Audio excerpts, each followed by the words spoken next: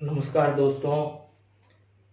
आज हम इस वीडियो में भारतीय संविधान के बारे में जानकारी प्राप्त करेंगे। संविधान से जुड़े हुए प्रश्न राजस्थान की प्रतियोगिता परीक्षाओं में खूब पूछे जाते हैं।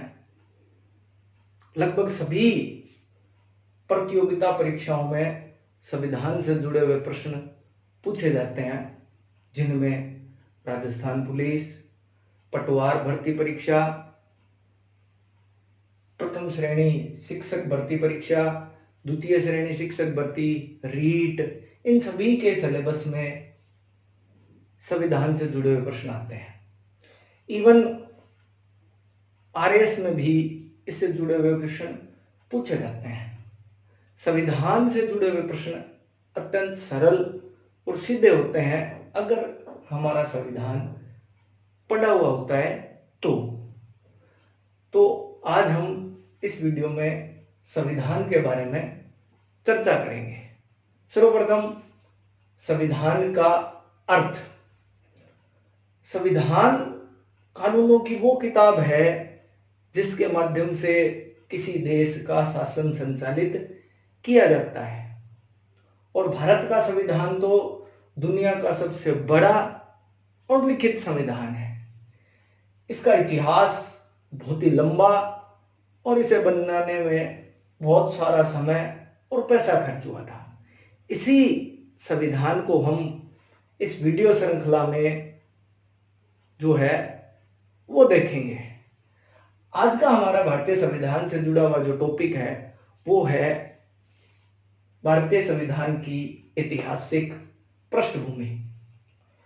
भारत में लगभग 200 वर्षों तक अंग्रेजों का शासन रहा था, और उन्हीं अंग्रेजों ने भारत के संविधान की नींव रखी थी। इसलिए हम थोड़ा सा वहां से शुरू करते हैं जहां से ब्रिटिश इंडिया कंपनी की स्थापना होती है।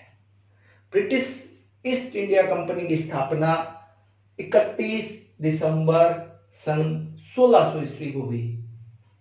उस समय इंग्लैंड की महारानी थी एलिजाबेथ प्रथम। इसी एलिजाबेथ प्रथम से कंपनी ने भारत में व्यापार करने की इजाजत प्राप्त की, और सन 1612 ईस्वी में भारत में अपनी पहली व्यापारिक कोठी गुजरात के सूरत में स्थापित की। उसके पश्चात तत्कालीन ब्रिटेन के सम्राट जेम्स प्रथम का राजदूत सर थॉमस रो भारत आया, और उसने 1615 ईस्वी में तत्कालीन मुगल बादशाह जहांगीर से भारत में व्यापार करने की इजाजत प्राप्त कर ली। सन 1615 ईस्वी में अंग्रेजों ने भारत में व्यापार करने की इजाजत प्राप्त की। उसके बाद उनका प्रमुख उद्देश्य भारत में व्यापार करना और मुनाफा कमाना था। जहांगीर के बाद शाहजहां और शाहजहां के बाद औरंगजेब शासक बने, जो बहुत ही मजबूत और भारत के इतिहास के कामयाब शासक रहे।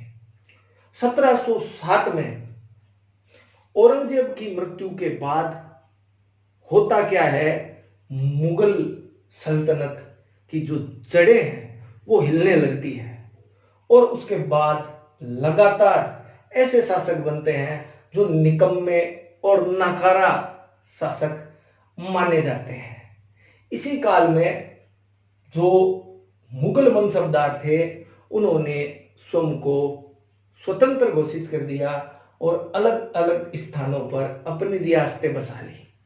इन्हीं रियासतों में सबसे महत्वपूर्ण और सबसे जो बड़ी रियासत थी वो थी बंगाल।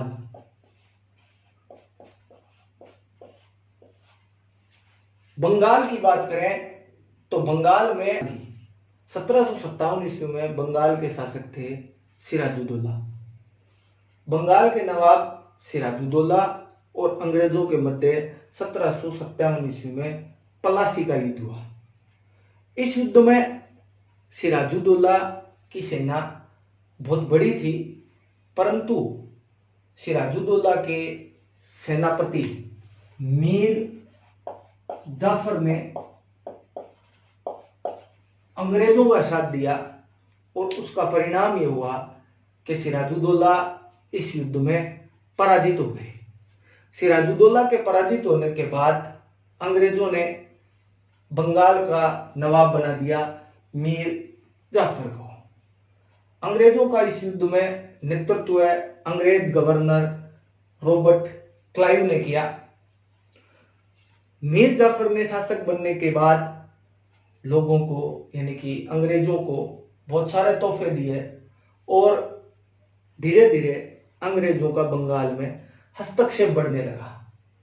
डमी नवाब मीर जाफर शुरुआत में तो अंग्रेजों के साथ कोऑपरेट करता रहा, लेकिन धीरे धीरे वो जब परेशान हो गया तो अंग्रेजों ने उसे उठाकर उसके जमाई मीर कासिम को बंगाल का नवाब बना दिया।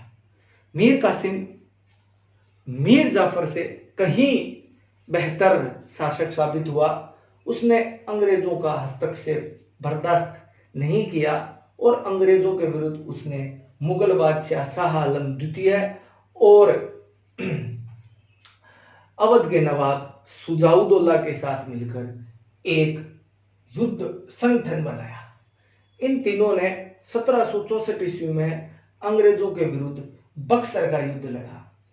तीनों की सेना काफी भारी थी, परंतु अंग्रेज अधिकारी जॉन मुनरो के नेतृत्व में अंग्रेजों ने इस युद्ध में भी विजय प्राप्त की। यह युद्ध अंग्रेजों के लिए भारत के इतिहास में एक नींव का पत्थर साबित हुआ ये कि अंग्रेजों ने भारत की सत्ता पर अब अधिकार कर दिया। 12 अगस्त 1765 को अंग्रेजों ने तत्कालीन मुगल बादशाह शाह आलम द्वितीय के साथ संधि कर ली और संधि करके बंगाल, बिहार और उड़ीसा की दीवानी प्राप्त कर ली। अब अंग्रेज भारत में पूरी तरह स्थापित हो चुके थे और उनके पास सत्ता की जो चाबी थी वो आ चुकी थी। धीरे धीरे अंग्रेजों में भ्रष्टाचार बढ़ता गया, जिसकी रोकथाम के लिए ब्रिटिश प्रशासन ने रोकथाम करने का निर्णय लिया और 1772 ईस्वी में बंगाल में कलेक्टरों की नियुक्ति की। यह भारत में पहला प्रशासनिक सुधार था जो अंग्रेजों द्वारा किया गया था। उसके पश्चात 1773 ईस्वी में अंग्रेजों ने रेगुलेटिंग एक्ट जो है वो भारत में लागू किया। 1773 का रेगुलेटिंग एक्ट भारत में अंग्रेजों द्वारा लागू किया गया पहला कानून है। उसके पश्चात अंग्रेजों ने भारत में अनेक कानून लागू किए थे, परंतु भारतीय संविधान की जो नींव प्रारंभ होती है वो 1773 के रेगुलेटिंग एक्ट से होती है। उसके पश्चात लगातार अंग्रेजों ने भारत में बहुत सारे कानून बनाए और लागू किए। उनमें सबसे जो महत्वपूर्ण कानून है वो 3 कानून माने जाते हैं। 1909 का भारत शासन अधिनियम, 1919 का भारत शासन अधिनियम और 1935 का भारत शासन अधिनियम। हम इन 3 अधिनियमों के बारे में विस्तार से चर्चा करेंगे। हालांकि अंग्रेजों द्वारा बहुत सारे कानून भारत में लागू किए गए थे, परंतु ये 3 कानून भारत के इतिहास में महत्वपूर्ण स्थान रखते हैं। बात करते हैं 9 का भारत शासन अधिनियम या मार्ले मिंटो सुधार। इस अधिनियम को मार्ले मिंटो इसलिए कहा जाता है क्योंकि तत्कालीन समय भारत के गवर्नर जनरल लॉर्ड मार्ले और उस समय भारत सचिव यानी कि अंग्रेज सरकार में भारत मंत्री लॉर्ड मिंटो थे। इस कारण इस अधिनियम को मार्ले मिंटो सुधार के नाम से भी जाना जाता है। इस अधिनियम हेतु सिफारिशें जिस समिति ने की थी उस समिति के प्रमुख थे जॉर्ज अरुंडेल, तो इस कारण उस समिति को जॉर्ज अरुंडेल समिति के नाम से जाना जाता है। इस 1909 के भारत शासन अधिनियम ने भारत में क्या प्रभाव डाले उसकी यदि बात करें तो सबसे बड़ी बात थी, इस अधिनियम द्वारा भारत में सांप्रदायिक शासन प्रणाली या सांप्रदायिक निर्वाचन प्रणाली प्रारंभ की गई। सांप्रदायिक निर्वाचन प्रणाली के तहत मुसलमानों को पृथक निर्वाचन क्षेत्र दिए गए, जहां से केवल मुस्लिम प्रतिनिधि निर्वाचित हो सकते थे। ये प्रणाली कितनी घातक है इसका परिणाम 1947 में अपन ने देखा था। जब भारत आजाद हुआ था तो भारत ही नहीं, उसके साथ पाकिस्तान भी आजाद हुआ था और बाद में आगे चलकर 16 दिसंबर 1971 को बांग्लादेश भी एक नया देश बना था। इस एक्ट को लागू करते समय और सांप्रदायिक निर्वाचन प्रणाली को लागू करते समय तत्कालीन भारत के गवर्नर जनरल लॉर्ड मार्ले ने कहा था कि हम नाग के दांत बो रहे हैं और इसका परिणाम अत्यंत घातक होगा।